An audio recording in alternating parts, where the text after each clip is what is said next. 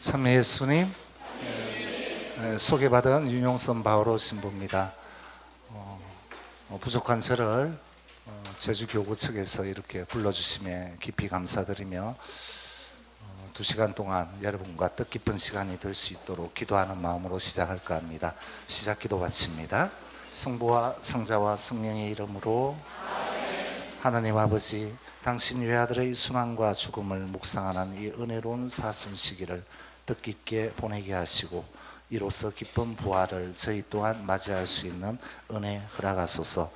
주님께서는 우리를 살려주시며 또한 우리 생명을 주관하시나이다. 예, 반갑습니다. 부산에서 제주가 가까워요. 그래서 교중미사 마치고 신자분들과 인사하고 왔는데 얼마 전에 도착했습니다. 참 가까운 거리입니다. 거리적으로 멀어 보이나 그렇게 먼 곳이 아니구나를 새삼 느끼게 되며 얼마 전에 교구에서 수녀님께서 연락 오셔서 강의를 부탁하셔서 기쁜 마음으로 여러분 곁으로 다가오게 되었습니다. 제가 한 5, 6년 전에 지금 말고 전임 본당을 성당을 지어야 한다, 수영 성당인데 지어야 한다는 그 명을 받고 부산에 수영 성당을 지었습니다. 짓기 전에 꼭 제주교구에 와보고 싶어서 카메라 들고 제주교구에 살짝 왔습니다. 와서 제주교구의 많은 성당들을 돌아다니며 아름다운 성당의 모습을 담고 또 그러한 모습을 벤치마킹이라고 할까요? 좋은 모습을 본받아 제가 성당을 지을 수 있는데 큰 도움이 되었습니다.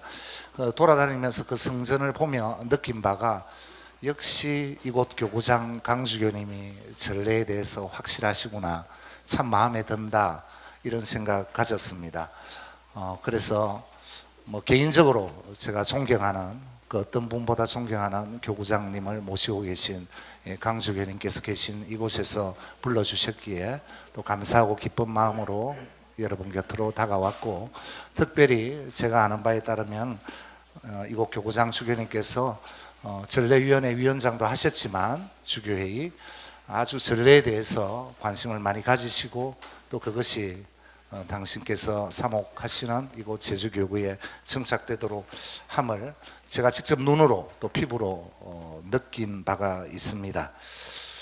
예, 그래서 기쁘게 이렇게 왔습니다. 아마 오늘 이 시간 여러분 주일 주님의 날이어서 피곤하실 텐데 우리 많은 신부님들 또 수녀님들 떨립니다. 또 신자 여러분들 굉장히 피곤하신 시간인데 떨리는데 기꺼이 오셨는데 저도 2시간 가득 여러분에게 가능한 한 잠 오지 않게 유익하게 좋은 시간 될 수 있도록 노력해 보겠습니다. 특별히 우리 성직자 수도자 여러분, 물론 신학생 앞이나 다른 데서는 제가 강의하면 별로 안 떨리는데 떨립니다. 잘 봐주십시오. 잘 부탁합니다.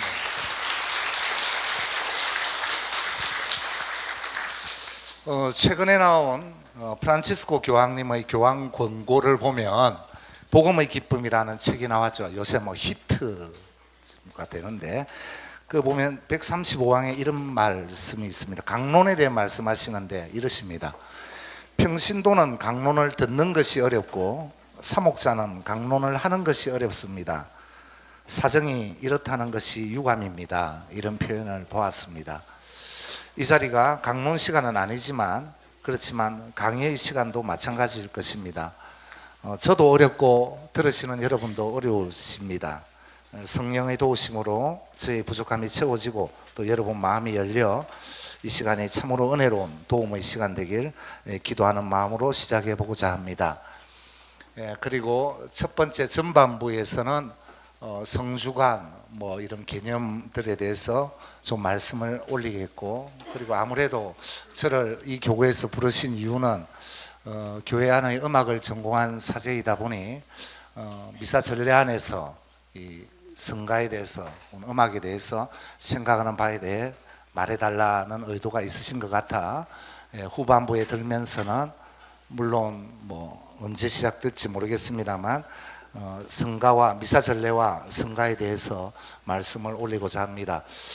아마 그러니까 후반부로 갈수록 제가 끼가 드러날 겁니다. 아무래도. 그러니까 처음에 좀 지겨우시더라도 조금만 기다려 주시면 나중에 막 여러분 웃으시고 맞다 저 말이 맞다 뭐 이러면서 배꼽 잡는 그런 재밌는 시간이 되지 않을까는 희망도 가져봅니다. 예, 뭐 여러분 잘 아시다시피 이제 한 일주일쯤 지나면은 성주간을 맞이하게 되고 이 사순시기의 막바지 절정에 도달하게 되죠. 뭐 아시다시피 이 성주간 가장 거룩한 주간, 그리스도에 대한 믿음의 근본이 되는 시기고 예수님의 순환 죽음 부활의 구원 사건을 기념하는 그 주간이 바로 우리 눈앞에 다가와 있습니다. 여러분 어렸을 때 저도 기억납니다만 어렸을 때 보면 달력 보면 큰 달력들 요사이도 그런 달력 보이지만 보면 이렇게 빨간 동그라미 치는입니다 하면서 이게 뭐냐면 누구 생일이다 또 어떤 분 기일이다 라고 저희들 부모님들께서 달력에 표시하며 그날을 기억하는 것을 우리 모두 기억할 것입니다. 이렇듯 가족들이 중요한 날들인 생일이나 기일 그리고 결혼기념일 등이 가족들을 묶어주는 참 의미 있는 시간이었는데요.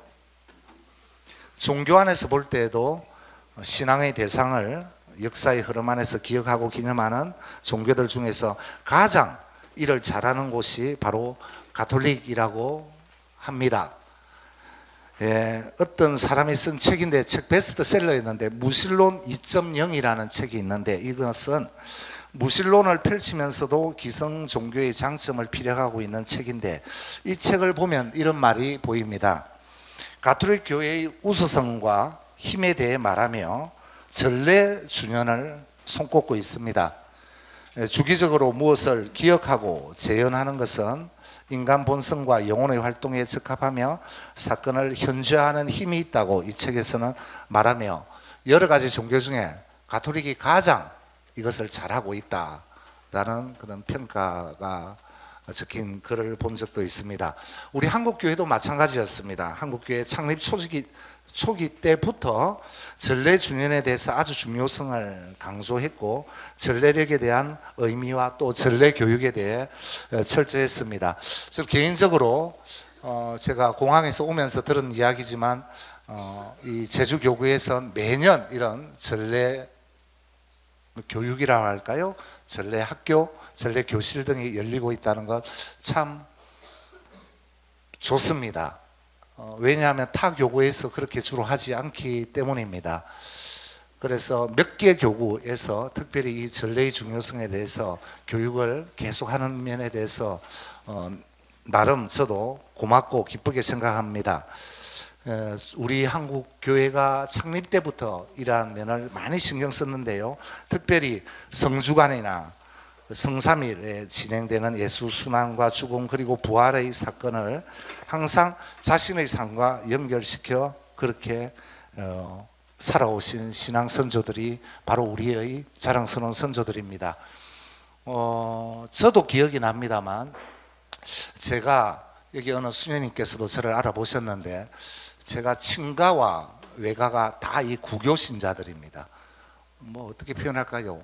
좀 독종들 혹은 뭐 아주 골수분자들이었는데 우리 신앙 선조들의 모습을 지금 잠시 생각하며 제 체험을 말씀 올린다면 제 어머니께서 저를 만 19에 놓으셨습니다. 그러니까 보통 나이로 20살에 놓으셨는데 아버지를 못 보고 결혼했습니다.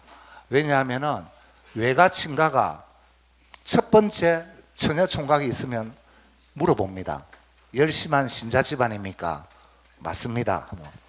우리 아들 당신 딸 결혼시킵시다. 이렇게 해서 제 부모님이 저를 놓으셨습니다. 결혼하고. 그러니까 뭐 만나고 사랑하고 하는 것보다 우리 신앙 선조들은 그보다 더 중요한 것이 신자 집안이냐, 그것도 열심한 신자 집안이냐가 아주 중요했던 거죠. 그리고 이사를 갈 때도 아시다시피 요사이야 뭐 시장 혹은 학교 학군 이렇게 좋은 분위기 택하지만 우리 신앙 성도들은 뭐부터 찾았습니까? 성당 가까운 데가 어디냐 해가지고 성당 가까이에 이사를 가고 집을 마련하였습니다. 한 번은 제 큰 고모님, 할머님 이제 돌아가셨지만 그 고모님께서 아주 열심히 하신 분인데 집에 오셔서 저녁 기도를 하려다 화를 내셨어요. 그 조그마한 방에 고모님 주무십시오 했는데 나와서 집안 식구들을 불렀어요. 왜냐하면 저녁 기도를 하려는데 그 방 안에, 작은 방 안에 십자고상이 없었던 거예요. 그러니까 방마다 보이는 데마다 십자고상이 있어야 하는데 십자고상을 신자 집안에 두지 않는다 해서 노발대발하셨어요.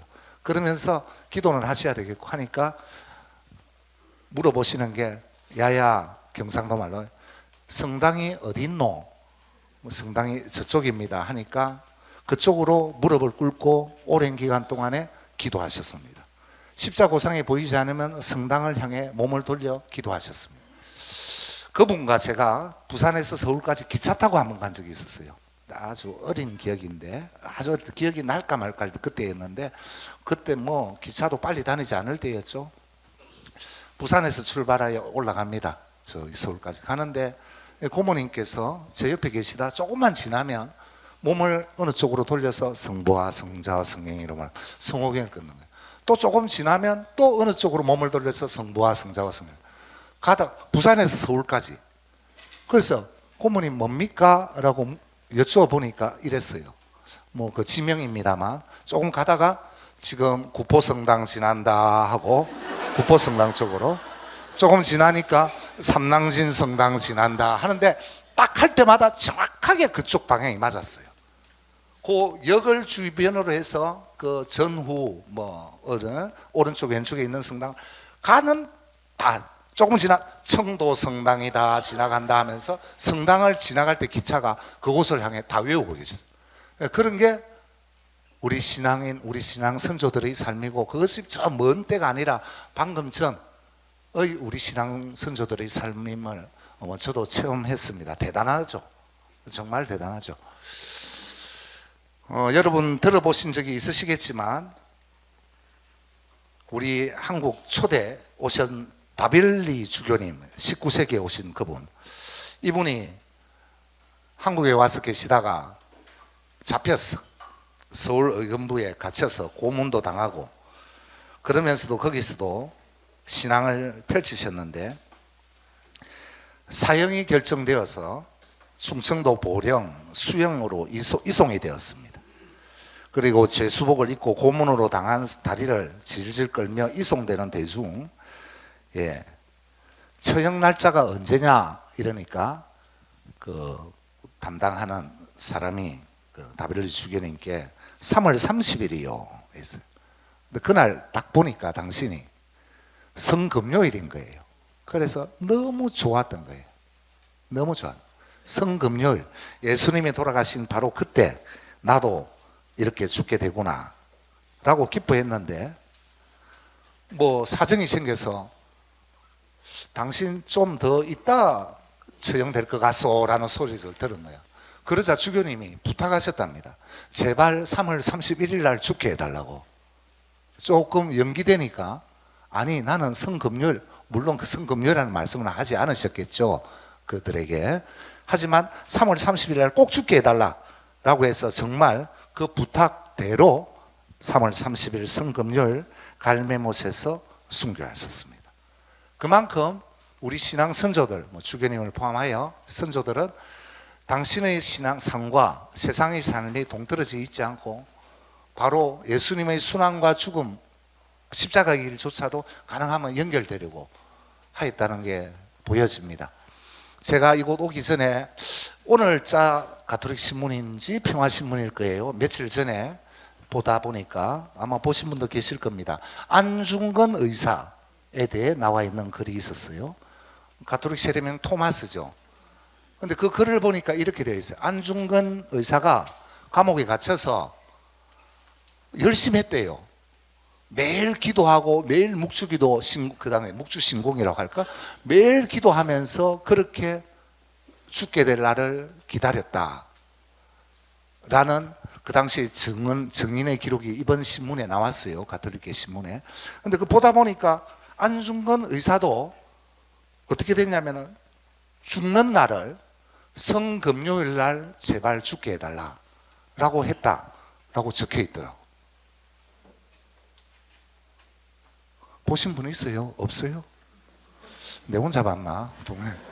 그래서 그런 거 보면 참 대단하다. 우리 신앙 선조들이, 특히 우리가 곧 맞이하게 될 이 성주관, 이것을 전혀 그냥 막 때가 돼서 참여하고 정도가 아니라 당신 삶과 연결시켰다라는 생각을 가집니다.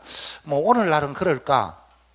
어느 신부님의 글을 보니까 좀 그렇답니다. 뭐 성주관 신자들 잘 모른답니다. 목요일 금요일 모르고 그냥 부활 성야 되면 미사 참여하고, 물론 여기 계신 여러분 전례 봉사자분들이야 열심히 하시니까 하지만 많은 신자분들이 그러한 면을 가지고 있지 않다라고 하는데, 그렇지 않습니까? 뭐 십자가 없는 부활은 없다라는 표현이 있죠. 처럼 십자가, 순환과 죽음과 부활 없는 그러니까 부활, 순환과 죽음 없는 부활을 혹시 우리 신자들은 살아가며 그것만을 바라는 것은 아닐까라는 뭐 좀 그런 면도 생각해 보게 됩니다. 여러분 잘 아시다시피 좀 개념에 대해서 말씀을 올리고 싶은데요. 사순시기, 그리고 성주관, 성삼일, 이런 용어 잘 아시죠? 잘 아신다고 하셔서 그럼 제가 여쭤보겠습니다. 사순시기부터 여쭤보겠습니다. 사순시기는 언제부터 언제까지입니까? 제2수요일부터. 그건 잘 알죠. 그럼 언제까지?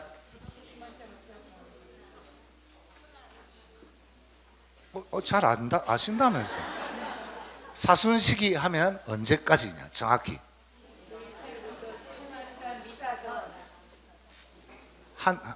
막 섞여. 주님 만찬 미사 전까지. 맞습니다. 주님 만찬 미사가 시작하기 바로 직전까지가 사순시기입니다. 그렇게 볼 때 우리가 말하는, 일반적으로 말하는 성목요일이다 할 때는 이 성목요일 자체는 사순시기에 포함되겠죠. 우리가 일반적으로 표현하는, 왜냐하면 그날 저녁부터 만찬 미사를 시작하니까. 그렇지 않습니까? 썰렁하네 대답이. 근데 뭐 보면은 이 사순시기를 보면, 그런데 표현상 그래요. 40일간이다. 그런데 아무리 계산을 해도 40이라는 숫자가 안 나와요. 40이라는 숫자가 나오려면 저희 수요일부터 정확히 성지주일까지 계산하면 40이 나옵니다.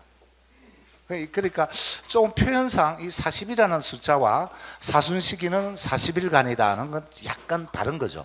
그럼에도 불구하고 교회는 이 40이라는 숫자를 여러분 잘 아시다시피 사용하는 것이, 40이라는 숫자는 성경 안에서도 마찬가지로 보이듯 완전성을, 풍요로움을 드러내는 그런 숫자이기 때문에 40일이라는 숫자를 사용하고, 이 용어를 또한 사순시기에도 적용하고 있습니다. 하지만 정확하게 말씀드려, 사순시기는 주님 만찬 저녁미사 직전까지이기 때문에 뭐 30 며칠이 딱 되겠죠. 정확히 표현하면. 자, 그 다음에는 여쭤볼게요. 성주관. 성주관은 언제부터 언제까지입니까?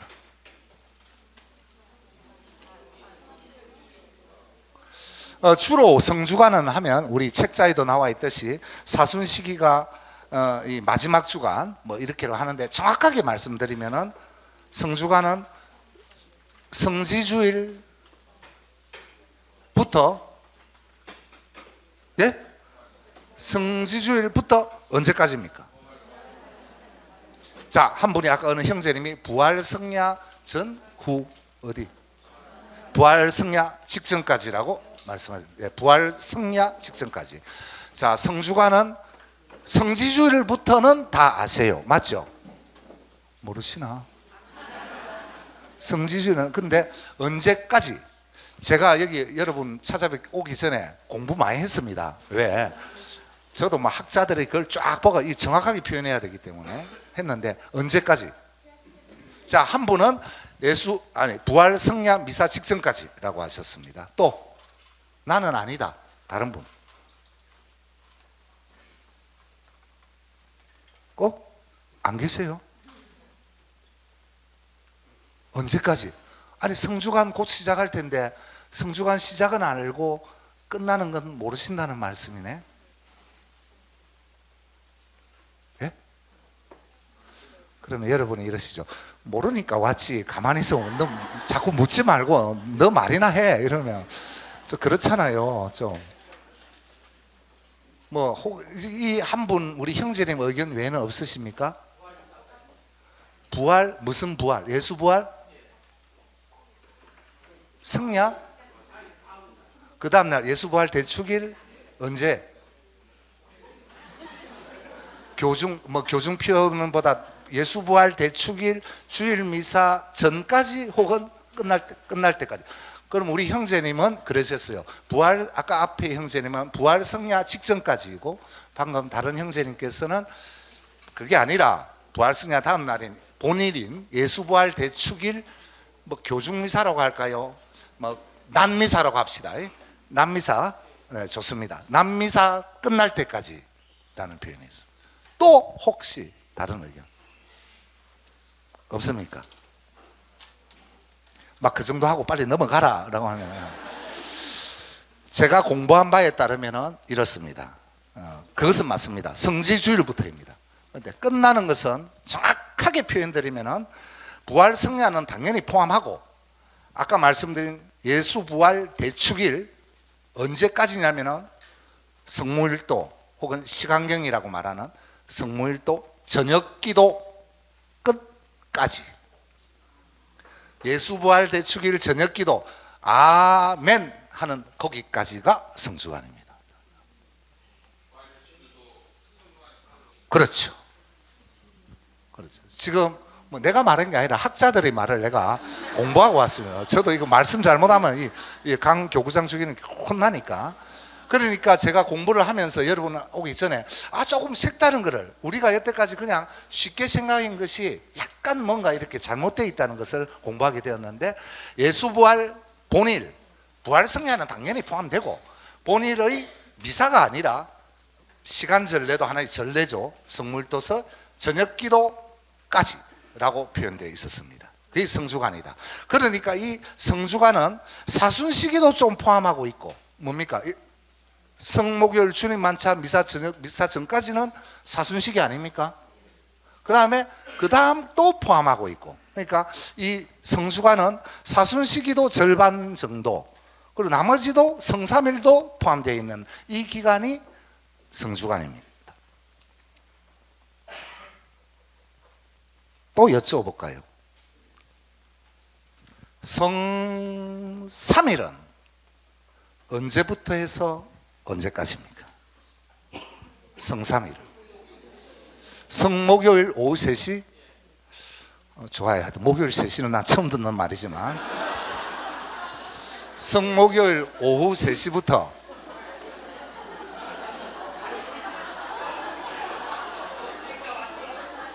모르니까 왔지.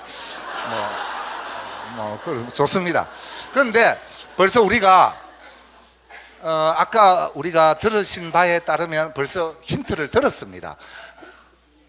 왜냐하면 사순시기가 끝나고 하면 그 다음부터 연결되겠죠. 근데 사순시기가 주님 성목요일에 주님 만찬 저녁미사 직전까지라고 했거든요.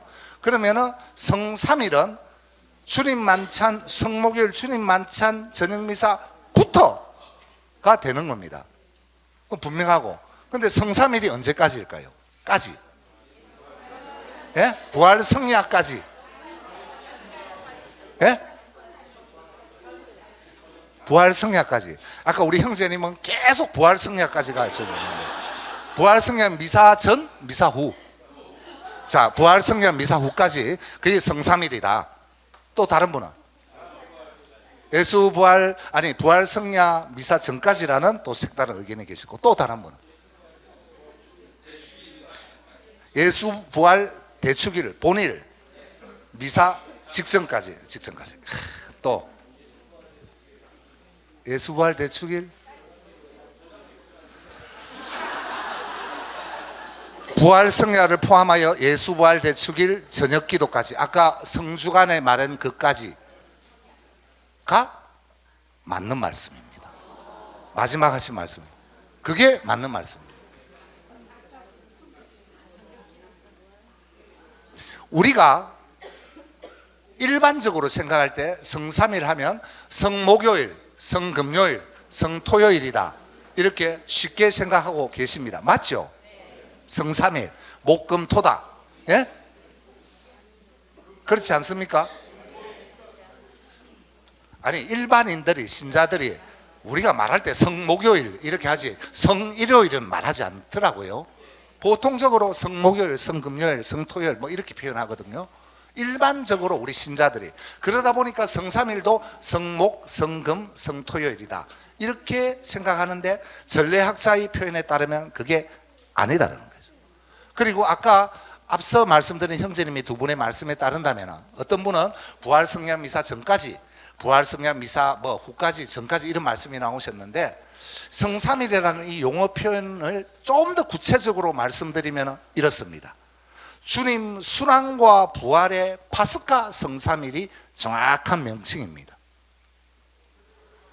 주님 순환과 부활의 혹은 순환, 죽음, 부활의 파스카 성삼일이 성삼일의 정확한 표현이란 말이에요. 파스카, 건너뛰다, 건너가다, 뭐 아시다시피. 그런데 그 말씀 안에 부활의라는 표현이 들어 있습니다. 그렇다면 부활 성야까지가 아니라 부활 성야 전까지는 불가능한 겁니다. 성삼일 안에는 부활이 포함되어 있어야 한다는 말이죠. 순환과 죽음과 부활의 파스카 성삼일이기 때문입니다. 아닌가요? 맞죠? 맞는 것 같습니다가 아니라 맞는 거죠.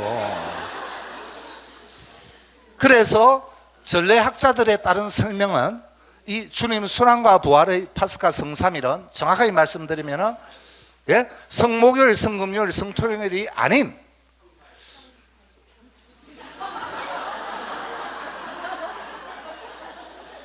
성금요일, 성토요일, 그리고 부활 대축일 다 포함하는 이것이다 라고 말하고 있습니다. 그러면은 자, 하나 문제가 되는 게, 성목요일 날 주님 만찬 저녁 미사부터 성삼일 들어간다면서. 맞아요. 맞는 말씀입니다. 여기서 헷갈릴 수 있다 이거지. 그럼 쉽게 생각해 봅시다. 여러분, 토요일 저녁에 특전 미사 있죠? 특전 미사 하면은 그 다음 날 전례를 하지요. 우리 수녀님들 아시겠지만, 어두워지면은 저녁에부터는 제1 저녁 기도를 바치며 그날의 전례가 시작되는 겁니다. 아시다시피 여기 전례 봉사자분들이니까, 전례적으로는 해가 뜨고 0시부터가 아니라 해가 지고 난부터는 이미 전례가 시작된 겁니다.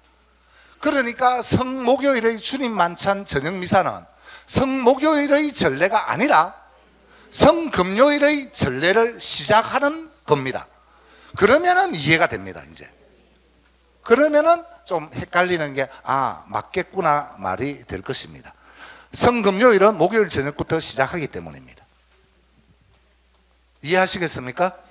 뭐 성삼일을 시작하는 전례라고도 할 수 있고, 또 어떻게 보면은 뭐 전야적인 축제 성격도 약간은 가지고 있을 수도 있고, 주님 만찬 저녁 미사가 이제 이 주님 만찬 저녁 미사로서 드디어 순환과 죽음과 부활의 파스카 성삼일이 시작됩니다 라고 장엄하게 알리는 거죠.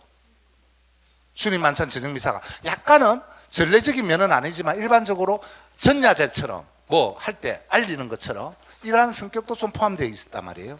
그러면 그러한 성격, 알리는 성격, 축제를 드러낸다. 축제죠, 하나의. 순환과 죽음과 부활의 큰 부활을 포함한 순환 죽음을 통해서 부활까지 가자. 그것을 지금부터 시작합니다 라고 전야제처럼 알린단 말이에요. 장엄하게. 그것을 주님 만찬 저녁 미사 중에서 우리는 어디에서 발견할 수 있느냐 하면 아주 앞부분에서 발견할 수 있습니다. 어디냐 하면 주님 만찬 저녁 미사의 입당송에서부터 언제까지 하면 대영광송 아멘 하는 맨까지, 이것은 축제의 성격이고 알리는 겁니다. 그래서 여러분, 주님 만찬 저녁 미사를 할 때 대영광송 하면 아주 장엄하게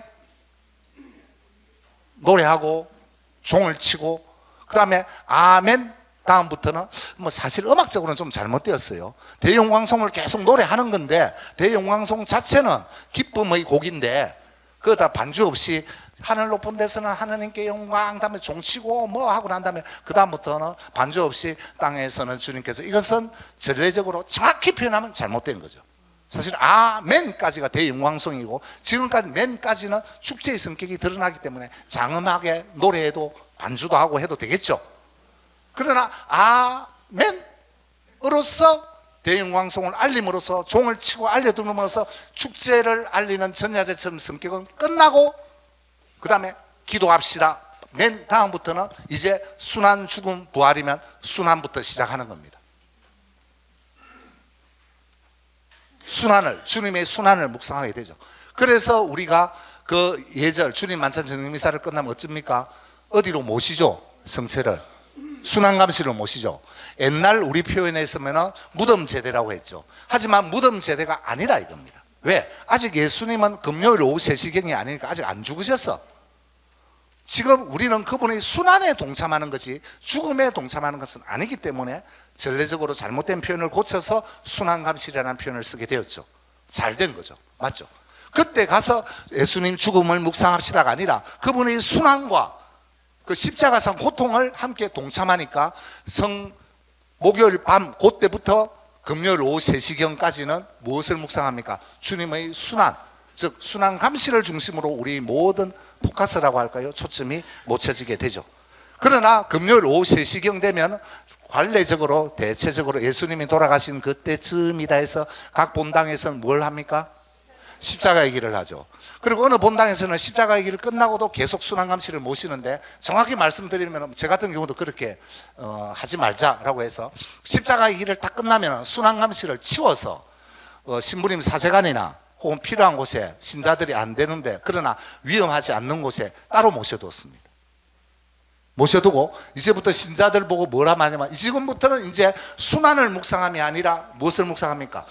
예수님의 죽음을 묵상하기 때문에 이제 십자가를 경배하라. 이래서 제단 위에 다 가려져 있지만 제단 위에 큰 십자가 하나만 세워놓고 신자 여러분 옵니다. 신부님 순환감시를 계속 성세조배 해야 되는데요.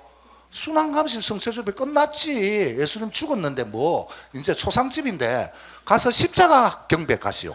이래서 성전이나 필요한 곳에 십자가를 감시를 빼고 십자가를 모셔서 지금부터는 금요일 오후부터는 십자가 경배로 들어갑니다. 그래서 그러죠. 성금요일 날 저녁의 예절에서는, 미사가 아닌 예절에서는 무엇을 합니까? 십자가 경배, 죽음을 묵상하는 금요일이 되죠. 그리고 어떤 사람은 이럽니다. 성금요일에는 전례가 없는 날이다 하는데, 전례가 없기는 뭐가 없어? 미사가 없는 날이지. 미사하고 전례는 정확하게 표현은 좀 다르죠. 성물도를 포함하고 있기 때문에. 그리고 성토요일에는 교회가 특별한 예절이 없이 죽음을 묵상하며 조금 쉰다는 의미도 포함되어 있고 부활을 기다리는 날이라고 합니다. 조금만 기다리자, 이렇게 조금 쉬자라고 할까요? 약간 있다가 이제 부활을 준비하자, 이런 마음을 가지고, 그리고 그날 밤에 우리는 장엄한 부활 성야로서 부활을 맞이하게 됩니다. 왜 토요일 날 하노? 아니지, 일요일이지. 일요일이지만 전례는 토요일 밤에 시작된 거지. 맞잖아요. 그러니까 부활 성야가 토요일 밤에 있죠. 근데 성토요일 날 부활 성야를 한다, 좀 틀린 말이 되겠죠. 정확하게 표현하면. 그죠? 맞잖아요. 표현상으로는. 전례적으로 말을 한다면 어두워지면 밤부터는 그 다음날 전례가 시작되기 때문에, 그러면서 부활을 맞이하게 됩니다. 우리가 이러한 어떤 사순시기, 성주간, 또 성삼일일, 또 특히 성삼일에 대한 여러 전례적 개념이 약간 잘못 생각하면 일반인들은 조금 헷갈릴 수 있다고 하나요? 좀 이런 면이 있다. 하지만 전례학자들의 표현에 따르면 이것이 정확한 표현이다라는 말씀을 남깁니다. 혹시 도움이 되었는지 모르겠습니다. 괜찮습니까? 예. 하지만 이것을 이제 그래요. 제가 앞으로 말씀 올릴 것도 그렇지만 좀 조심스러워야 하는 면이, 새로운 가르침이나, 사실은 새로운 가르침이 아니죠. 원래 맞는 것을 교회의 가르침이나 정확한 표현을 알려드리면 이게 이제 특히 제가 앞으로 말씀드리는 경우는 더 심각합니다. 제가 조심스러운 게 이 말은 바로 했는데 각 본당마다 사정이 다르단 말이에요. 그러면은 여러분 가면 그 부산에 희한하게 생긴 신부가 이런 말 하는데 신부님 이거 바꾸세요 이러면 그 신부님 주임 신부님 아닙니까? 좀 왕이지 왕 본당에서 그 쓸데없는 신부 와가지고 말해가지고 헷갈리게만 만들고 막 이렇게 될 수 있어요. 그러니까 좀 제 입장을 살려주셔서 야곱야곱 조금씩 바뀌면서 정착되도록 좀 해주시면 저도 뭐 살아나갈 구멍이 있겠죠. 예. 예? 아니 참고로만 하라가 아니고 고칠 건 고쳐야죠. 이게요, 제가 뭐 신학교 우리 신학생들 앞에서 수업할 때는 제일 편합니다. 왜냐하면 그 딱 갇혀 있고 정확하게 그는 FM 규칙적으로 하면 되는데, 이름하여 음악원이나 혹은 여러분처럼 했던 전례학교 혹은 뭐 성가대 교육 이런 곳에서 자주금 불려 다녀요. 그러면은 한 시간 내내 열을 내서 말하고 10분 쉬었다가 또 합시다 이러면은 쉬는 사이에 나를 가만두지를 않아요. 뭐 신문에 이건 뭡니까 저건 그럼 또 실컷 이야기해. 그런데 너무 힘든 것이 신자분들이 이렇게 주로 평신도분들이 들으세요 강의를. 그런데 듣고 난 다음에 꼭 쉬는 시간이나 강의를 마치고 저를 찾아온다거나 제게 하시는 말씀이 있습니다. 하도 많이 들어서 이제 다 외웁니다. 신부님 우리한테 가르칠 생각하지 말고 이거요 신부님들한테 먼저 가르치셔. 와 힘듭니다. 어? 아까 우리 형제님이 참조로만 한다니까 제가 이 정확한 말인데 전례학자의 말을 공부해서 왔는데 또 앞으로 말씀 올릴 것도 정확한 표현인데 이 본당 여건이 그렇지 않다 이거죠.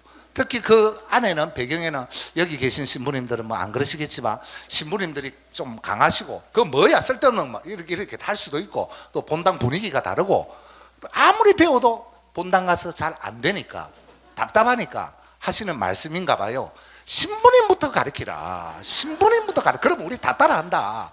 이게 문제다. 이런 말씀을 하는데 형제님 참조로만 할 게 아니라 되도록 해봅시다. 그리고 뭐 조금 이거는 됩니다 경험상. 그리고 뭐 제가 부산교구 소속이지만 부산교구의 모든 사제는 평행미사에 그리스도를 통하여 그리스도와 함께 다 노래합니다. 여기가 합니까? 야 좋다 좋아. 지금 성가 이야기는 아직 아니지만 좋습니다. 사실 그 노래해야 되거든요. 왜? 신자들만 아멘 노래하라고 신부는 그리스도를 읽으면 말이 안 되죠. 왜? 하나의 기도문인데 그 기도는 마침 영광송이지 않습니까? 영광송이 성부 성자 성령을 언급하고 감사기도 마침 영광송이죠. 그 마침 영광송의 텍스트는 그리스도를 통하여는 그에서 시작하고 끝나는 것은 맨에서 끝납니다. 그에서 시작하고 맨에서 끝나는데 그리라는 그부터 받으소서 소까지는 읽고 마지막 아멘만 노래해라. 그런 게 어디 있어요. 노래하면 처음부터 끝까지 다 노래해야지. 하나의 기도문인데. 야, 제주교구 대단합니다. 저는 부산교구만 하는 줄 알았어요. 그런데 그것을 부산교구의 경우에도 출발할 때 힘들었습니다. 사제들부터 특히 노래 좀 싫어하시고 야 이거 뭐 이런 걸 해야 되노 이렇게 돼요. 그런데 야곱야곱 수법을 썼어요. 야곱야곱 수법. 신학교에서부터 사제 양성자들을 대상으로 신학교 교수진들이 평일 미사 할 때부터 우리부터 하자 해서 하고 그들이 사제되어 나갈 때 첫 미사에서부터 퍼지기 시작했어요. 그래서 한 10년 안에 어떤 교구장의 명예에 따라 한 것이 아니라 이제는 그것을 안 하면 좀 부끄럽고 뭔가 잘못됐다는 게 이제 정착이 되어버린 거죠. 그거 참 좋은 거죠. 그래서 오늘 말씀 올리는 것 중에서 혹시 본당 신부님과 본당 공동체에서 좀 맞지 않고 뭐 혼란이 야기될 수도 있겠지만 이것은 이거고 그것은 그거다 이런 거는 아시고 조금씩 여러분 소속된 각 본당의 여건에 맞게 바꾸어지길 바라는 마음으로 제가 이 자리에 서 있습니다. 끝나서 제주교구에 혼란을 초래하게 만든 장본인은 저는 되고 싶지 않습니다. 하지만 언젠가 세월이 흘렀을 때 이 성주간이나 성삼일은 용어 개념 정립을 비롯하여 앞으로 말씀드릴 음악과 성가의 관계, 미사와 성가의 관계성에 대해서도 많이 정착될 수 있으면 참 좋겠습니다. 자, 이 성주관과 관련하여 음악적인 면에서 관련하여 이제 말씀을 드립니다. 신자분들, 특히 전례 봉사자들 중에 음악과 관련한 분들이 꼭 묻는 질문이 있습니다. 신부님, 성목열 주님 만찬 대윤광석 때 성당 종하고 막 종칩니다. 치고 난데 그때부터 부활 성야 미사 대윤광송 전까지 종도 안 치고 뭐합니까? 나무로 만든 딱딱입니까? 딱딱이 쓰고 있습니다. 맞습니다. 그리고 순환식이 되면은 요새도 그래요. 뭐 그러는 본당 많죠. 그 집안에 있는 십자가조차도 다 천으로 가리고 뭐 성상들도 보자기로 가지고 막 이렇게 막 합니다. 그러면서 뭐가 나타나냐면 이 성삼일 기간 동안 오르간 연주나 악기 연주 하지 마라 해서 안 하는 본당이 많이 있습니다. 근데 그것을 저한테 물어보십니다. 질문하십니다. 신부님, 성삼일 날 때 그때 대웅왕송 다음부터 부활성야 그때까지 그 악기 연주 안 됩니까? 여러분 본당 어때요? 안 합니까? 또 안 합니까? 자, 1958년의 교황청 경신성에서 대무지가 사크라라는 그 지침에서 이렇게 했습니다. 악기 사용하지 말아야 할 시기가 있다. 구체적으로는 그 중에 사순시기와 주님 순환을 기념하는 성주관이다 라고 이렇게 했습니다. 이러한 규정이 몇 번 바뀌었다가 2002년 반포된 로마 미사경본 제3판에서는 이렇게 말을 합니다. 성삼일 동안에 타종은 좀 곤란하다. 땡그랑 하시는 거는 좀 안 된다. 그러니까 딱딱이 쓰라 이 말이겠죠. 그런데 악기 연주에 대해서 이렇게 말합니다. 제가 직접 인용을 그대로 가져왔습니다. 성가를 도와줄 목적인 한 오르간과 다른 악기들을 사용할 수 있다. 즉 뭐냐면은 악기 사용에 있어서 반주를 위해서는 악기 사용을 2002년 미사 경본 제3판부터 허용하고 있다는 겁니다. 알 거는 압시다. 그러니까 반주를 위해서입니다. 그러면은 여러분들께서 그러실 겁니다. 이거 무슨 말이고, 보통 미사 때도 우리 반주 때 미사 때 그럼 오르간이 반주하지 뭐 혼자 뭐 하나, 맞죠? 궁금하시잖아요. 아니 여러분, 오늘 교중 미사 때 오르간 반주자라고 합니다. 오늘도 미사 때 반주만 했는데 그러면은 뭐 똑같구만 생각하실 수 있어요. 그런데 왜 로마에서는 이 말을 했을까? 그것은 우리는 한국 교회나 우리들은 미사 전례 안에서 오르가니스타라는 표현을 주로 쓰지 않고 반주자 하면 실제적으로 오르간 반주만 하는 사람으로 그 사람을 만들어 버립니다. 뭐 그 실력이든 뭐든 하여튼 그렇게 정착 아닌 정착화가 되었는데, 유럽이나 외국의 경우는 반주자 하면 기분 나빠합니다. 오르가니스타 이래줘야 됩니다. 연주자입니다. 그리고 그는 미사 전부터 미사 다 끝나고 신자들이 나갈 때까지 필요할 경우에 독주를 합니다. 특히 파견 때. 우리는 파견 성가가 있죠. 이것도 우리 한국 교회에는 아주 독특한 현상이죠. 근데 유럽 다녀보신 분들 아시겠지만 미사 마치면은 주례 사제가 여기서 미사가 끝났어 하고 고개 들고 나가면 그 전에 신자들 다 나갑니다. 신부가 제의 벗고 들어오면 성당에 아무도 없습니다. 정말입니다. 이럽니다. 정확하게 말씀드리면은 전례의 마감은 미사 전례라고 합시다. 파견이니까 연속성은 있어요. 분명히 파견이니까 세상 안에서 미사 전례는 계속 파견되어 연속성은 있다는 것 측면이 있고, 그러나 전례가 언제 끝나느냐는 면에 있어서는 이때 끝납니다. 미사가 끝났으니 가서 복음을 전합시다. 하느님 감사합니다. 다에서 끝납니다. 그러니까 다음은 전례가 아닌 겁니다. 그러니까 그것을 유럽은 잘 지킵니다. 지킨다라고 할까? 하나님 감사합니다 하고 획 돌아서 나갑니다. 획 돌아서 나가요. 그러나 우리 한국 교회 신자들은 열심히 해. 이어지는 성가는 또 성가 부르야 되겠습니다. 너무 열심히 하다 보니까 그 자리에 찬미의 성격이 있는 파견의 모습으로 성가가 들어온 거죠. 그리고 그것이 막 정착화된 거죠. 그런데 사실 그래요. 찬미의 성가를 부르는 것이 그거 자체가 전례적 성격 외다는 하지만 그거 자체가 나쁘다라고는 할 수 없잖아요. 그러니까 놔두고 있는 거죠. 하지만 분명히 전례적 성격은 아닙니다. 그래서 어떨 때는 노래, 본당의 날이다. 근데 본당의 날 노래가 있다 할 경우에 이렇게 합니다. 그때는 성가로 가지고 오늘 파견의 노래로서 본당의 날을 기념하여 우리 본당의 노래를 부르시겠습니다. 가능합니다. 몇 년 전에 부산교구 설정 50주년 기념이 마쳤을 때 교구장 주교님께서 저에게 그 윤신부 부산교구의 노래 하나 만들어도 해서 미리 만들었습니다. 그래서 50주년 기념을 앞두고 약 1년간 교구에서 지침을 내려서 미사 끝나고 앞으로 1년 동안은 파견의 성가 아니에요. 파견의 노래로서 부산교구의 노래를 불러라 해서 불렀습니다. 8월 15일이다. 좋습니다. 우리의 소원은 통일. 가능합니다. 어떨 날 예국가 가능합니다. 왜냐하면 전례 외적인 요소이기 때문에 하기 때문에. 하지만 신학교에서 그렇게 가르쳤어. 그런데 내가 미칠 지경이 신학생들 가르칠 때 이럽니다. 나중에 여러분 사제가 되어 나가시면은 혹시 성가에 대해서 잘못할 때 내한테 비하다 하지 마라 이럽니다. 왜? 신부님만 되시면 죄송한 표현이지만 지 마음대로 막 바꿔버리니까.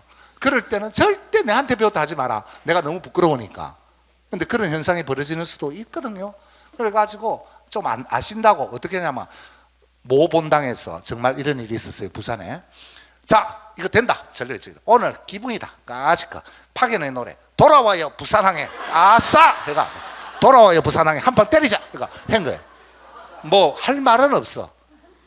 하지만 그 다음에 성당이 시끄러워지는 거예요. 왜냐하면 신자들의 심성은 아직도 파견은 성가고 아직도 전례 안에 있는 것 같고 이런 심성을 좀 잘 이해를 시키고 이렇게 애국가도 어느 날 이렇게 노래할 수 있습니다. 이래야 신자들이 이해가 그래도 좀 이상한데 하는데 거기다가 너무 스캔들처럼 되는 성가를 노래를 하면은 혼란을 초래한다 이거지. 이런 것은 좀 피해야 하지 않겠느냐라는 말씀입니다. 마찬가지로 아마 우리 한국교회는 많은 본당에서 이 성삼일 동안에 대영광수 다음에 딱딱이 치는 순간부터 반주를 거의 안 하고 있다 이거죠. 그럼 우리가 그런 것이 아니라 옛날부터 우리 신앙 선조부터 그렇게 해왔고 하다가 보니까 2002년 반포된 그런 거는 신자들한테 교육받은 기억도 없고 선조들이 해온 모습으로 지금 하고 있는 거죠. 근데 이것을 잘 건드려야 된다 이거죠. 어쩌겠노? 제도 그래요. 우리 본당에도 소속된 본당에도 하면 그 어떻게 하겠냐 놔둬라. 하지만 제가 이렇게는 말해요. 굳이 다 반주를 안 하고 손때를 하지 마라. 말고 좀 약하게라도 성가대가 음이 쳐질 수도 있으니까 이렇게 해주고 괜찮아. 신부님이 어떻게 그래 하세요? 믿어라. 이래서 겨우 이제 들릴 똥 말똥 이런 표현 쓸까요? 이렇게 하면서 조금씩 지금 바뀌어 가고 있는데 지금은 분명히 할 수 있습니다. 하지만 외국의 경우는 막 미사 끝나고 그럴 때 신자들이 웅성거릴 때 오르간이 장엄하게 막 연주를 하고 독주를 하고 이러한 것들을 하지 말라는 말입니다. 그런데 독주인데 우리 한국교회는 독주가 없다 보니까 지금 약간 이런 문제가 없지 않아 있습니다. 약간 딴 이야기 좀 말씀을 한번 올려볼까요? 여러분 예비자 교리 때 아마 배우셨을 거예요. 자매님들 미사법 미사 때 써야 됩니까 말아야 됩니까? 써도 되고 안 써도 되고 또 그렇게 가르칩니다. 옛날에는 썼는데 미사법 지금 쓰는 게 의무조항은 아닙니다. 유럽은 안 씁니다. 한번 제가 유럽에 계신 어느 친구 신부님을 모셔서 한국에 미사 참여한 적이 있었는데 이 신부님이 감동을 하신 거예요. 왜냐하면 재단에서 보니까 한쪽이 하얗거든. 그러니까 미사보죠. 자기들은 어릴 때 아주 자기가 꼬마일 때 그때 기억이 난대요. 야, 한국교회는 이거 아직도 하고 있냐? 저한테 물어요. 그래서 내가 아니 너 한국교회 잘못 가르친 거 아니냐? 안 써도 된다는 거 신자들 안다. 근데 왜 쓰고 있냐면 제 대답이 쓰고 싶어 하는데 어쩌냐. 쓰고 싶어 하는데 어떡하냐. 심지어 이렇습니다. 어느 자매님 아차하고 미사포를 모르고 안 가져왔어. 근데 영성차로 나가면 옆에 친구 거 뺏어서라도 쓰고 나와야 돼. 우리 한국 신자들이 그래요. 심지어 고해수로 들어가는데 미사포 필요 없어. 그런데도 어떤 사람은 미사법 빌려서라도 쓰고 영성체등 고해서 할 때 써요. 그런데 쓰는 걸 웃잖아. 하고 싶다는데. 이런 게 우리 한국인의 그 심성적인 문제, 종교적 심성면 아주 열심히, 그 성가에도 마찬가지죠. 이어지는 성가는 제가 제일 듣기 싫은 말이 이놈은 이어지는 성가인데, 이어지는 성가, 뭐 성당에 와서 노래만 하나, 뭐 계속 이어지는 성가는 해야 되는, 1절만 부르면 뭔가 찝찝하고 2절, 3절까지 가야 되고, 이러한 어떤 심성적인 면은 없지 않아 있으니까 제가 이 악기 사용면이나 이런 면에서도 말씀은 드리고, 하지만 하지 마라가 아니라 알 거는 제대로 알고 점점 순차적으로 우리가 바뀔 수 있도록 하는 것이 어떻겠습니까? 그렇기 때문에 또 배우기 위해서 이 자리에 오신 거 아니겠습니까? 네. 조금 쉬었다가 계속 할까요? 네, 고맙습니다.